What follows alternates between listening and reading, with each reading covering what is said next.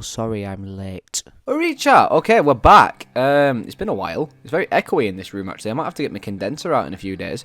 But this is a test run, let's just say that. I'm back, hello. The space is a bit different, isn't it? Yeah, so the reason that this video has taken so long to actually publish, whatever the word is, well, we're nearly at Friday now, it's Thursday. We're nearly at West Brom. And, this is coming out now. The reason it's so late is because, as you can see, I am no longer living with my parents, and I'm now living with my fiancée instead. So, happy life, happy days. But yeah, we've had no internet for days now, and we were supposed to get it switched on today, but it hasn't been switched on today, and we've only just realised we can hotspot link on the computer. So this video could have been out ages ago, but oh well. Anyways, I'll stop with waffling. You don't care about my personal life. You're here for the Matchday report. Rotherham versus Preston. Well, Matchday report from nearly a week ago. Rotherham versus Preston. 1-1. The team to finally stop our winning run, but we still picked a point up in the end. And no other bastard to stop us from picking up 3 points than Jordan Hugill. But as you can see, Rotherham, 3 shots, 1 on target. The only shot they had on target was Hugill's strike, and it was a pretty good strike, in all fairness to him. He loves a goal against us, but it is what it is. Pardon me.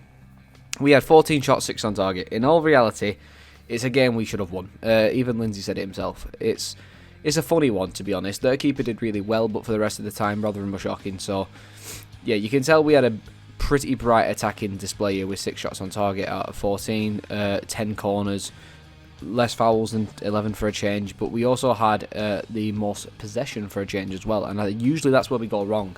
In games where we try and play possessive football and dominate the field that way, we tend to lose, and it's no different here. Old habits die hard, as they say, so hopefully when we play West Brom at the weekend, which is a team that can play forward and can score some good goals, even though they haven't really been doing that much this season, we can't take that for granted. We have to, be smart with how we play forward and whatnot, so yeah, it is what it is, but as an all-around display, it was fine.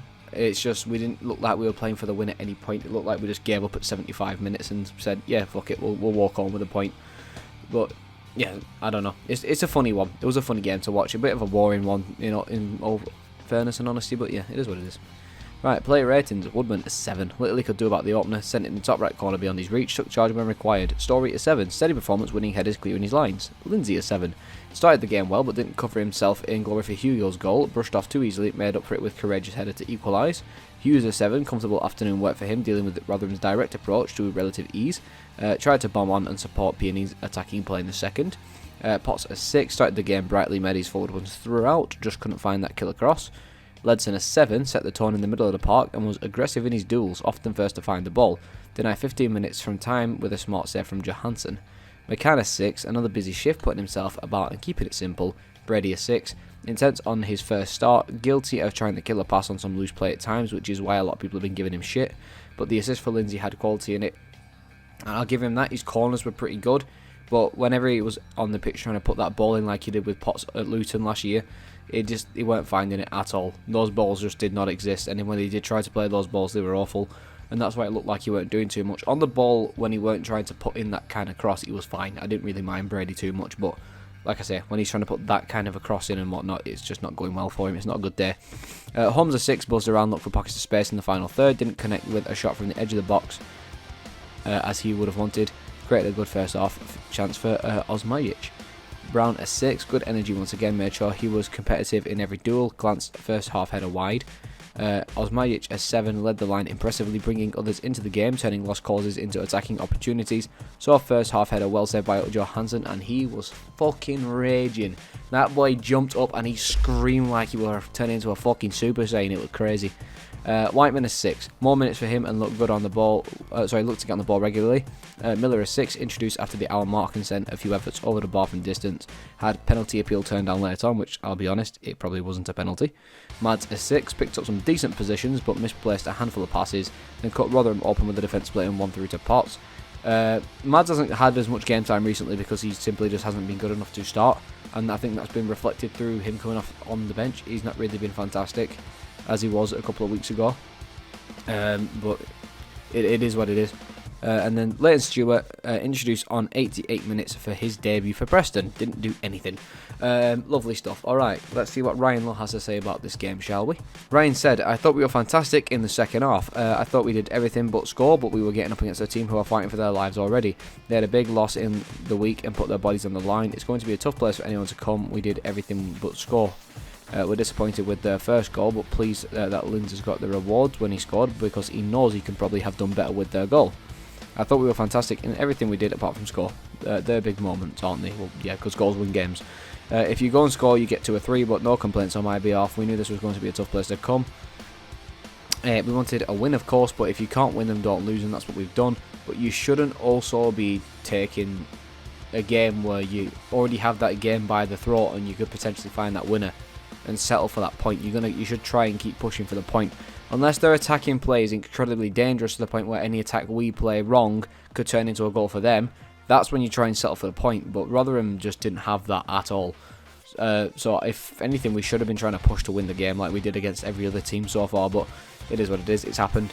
Osmajic, who opened his account for the club during the week, was twice thwarted by the goalkeeper, with arguably Northern's biggest chances of the day. And then Ryan's thoughts. That's what they are here to do.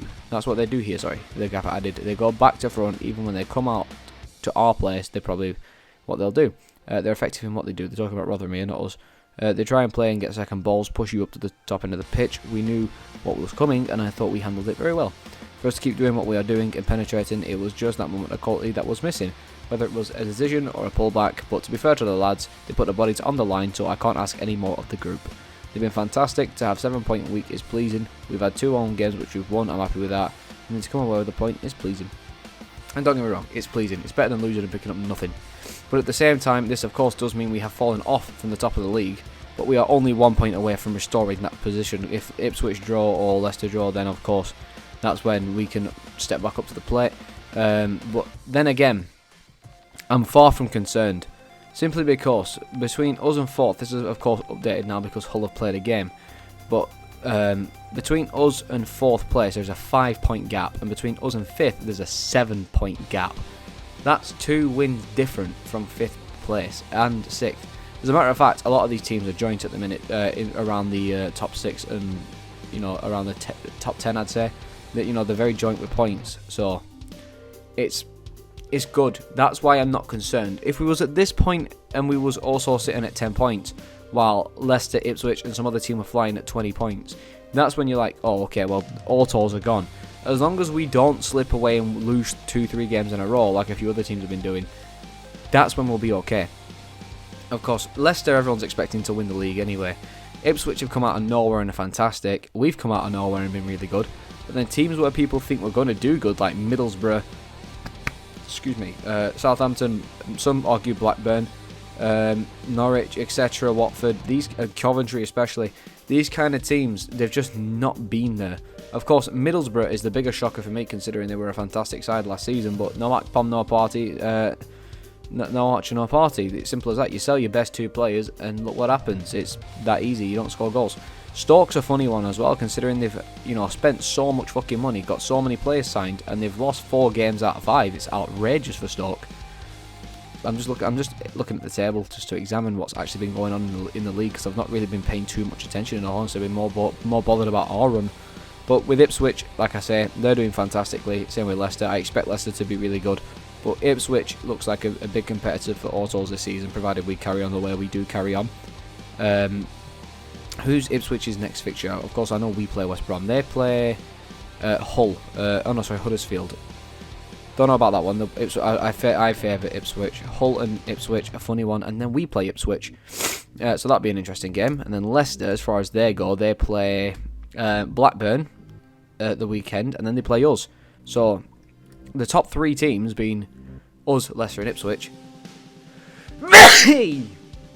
Oh, it's not a video if I don't sneeze. The top 3 teams, being us, Leicester and Ipswich, play each other in pretty quick succession within the next couple of weeks. So it'll be interesting to see just how well we can get on against a team such as Ipswich and Leicester, which of course we know are quality sides, and we've played Ipswich in the pre-season. We saw how good they were, and that's obviously that wasn't just a pre-season well, a red herring in the pre-season. They've come into the league and they've done really well, unlike teams like us who did shit in the pre-season and we've come out of nowhere in the league and we've just started to do our own thing. So yeah, it's pretty interesting, to be honest with you, how this league's going up to now, but it makes me excited, if anything, because for all we know, we could be on for the top 6, and that's all I care about. Even if it's playoffs, which I prefer autos, because knowing our track record of playoffs, it's not great, but it is what it is. But yeah, so long as we're still looking on track for a top 6 finish in December, that's when I'm going to start getting excited. Don't get me wrong, it's still nice to have a bit of a buzz now, and have a bit of a laugh and a joke, and a bit of a sing, saying, you know, we're at the top of the league, blah, blah, blah. It's all fun and games, but you gotta obviously stay realistic. We're still like, what, only 8 weeks into the season. Very early doors just yet. We've got another 40 odd games to play yet, so yeah, long way to go. So don't get excited. That's all I'm saying. But still, don't also lose faith. You gotta keep the run going. That's what's important, so we can finish in the top 6 and all that good lovely stuff. So thank you very much. I've got to edit this video and upload it on data, so it's probably going to be very slow. You'll probably only see this just before West Brom, but it is what it is. Thanks very much for watching once again. Apologies for the massive delays, but we are officially back for now, I guess. And if I run into any more roadblocks, that's why it's late. So yeah, thanks a ton for watching. Sorry again, and I will see you at the weekend for West Brom. Happy new beginnings to us all. Let's keep that run going.